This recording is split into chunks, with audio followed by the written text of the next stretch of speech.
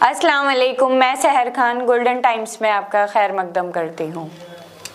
उत्तराखंड में एक बड़ा फैसला लिया गया है। सरकार ने मदरसा बोर्ड को खत्म करने का निर्णय किया है और उसकी जगह अल्पसंख्यक समुदाय के लिए एक नई अथॉरिटी बनाने की घोषणा की है। 1 जुलाई 2026 से राज्य में मजहबी तालीम इसी नई व्यवस्था के तहत दी जाएगी। ये खबर सिर्फ एक प्रशासनिक बदलाव नहीं है, ये खबर उस बहस को भी जन्म देती है जो भारत जैसे लोकतांत्रिक देश में हमेशा से मौजूद रही है। धार्मिक आज़ादी और सरकारी दखल के बीच की सीमा क्या होनी चाहिए?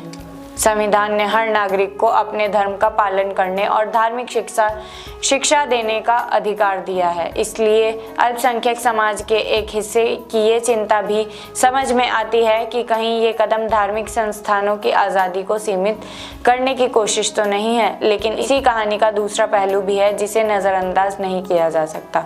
मदरसे में पढ़ने वाले बच्चों के वर्षों से ऐसी डिग्री हासिल करते रहे हैं जिनकी मान्यता मुख्य धारा की शिक्षा में सीमित रही है। मुंशी और मौलवी के प्रमाण पत्र सम्मानजनक जरूर हैं, लेकिन उनके आधार पर आगे की पढ़ाई या रोजगार के अवसर सीमित हो जाते थे। अब सरकार कह रही है कि मदरसों के छात्र को हाई स्कूल और इंटरमीडिएट के बराबर प्रमाण पत्र दिए जाएंगे। अगर ये व्यवस्था ईमानदारी से लागू होती है तो इसका मतलब है कि मदरसे का एक बच्चा भी डॉक्टर, इंजीनियर, शिक्षक या अफसर बनने का सपना देख सकता है।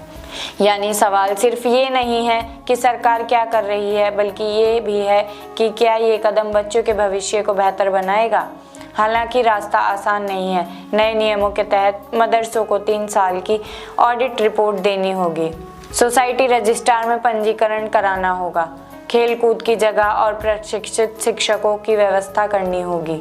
ये सब सुनने में जितना आसान लगता है, ज़मीन पर उतना ही मुश्किल भी हो सकता है। छोटे और आर्थिक रूप से कमज़ोर मदरसे के लिए इन शर्तों को पूरा करना बड़ी चुनौती बन सकता है। राज्य में इस समय 482 मान्यता प्राप्त मदरसे हैं जिनमें 50,000 से ज़्यादा छात्र पढ़ते हैं। ये सिर्फ अंकड़े नहीं हैं, बल्कि हज़ारों परिवारों के उम्मीद हैं।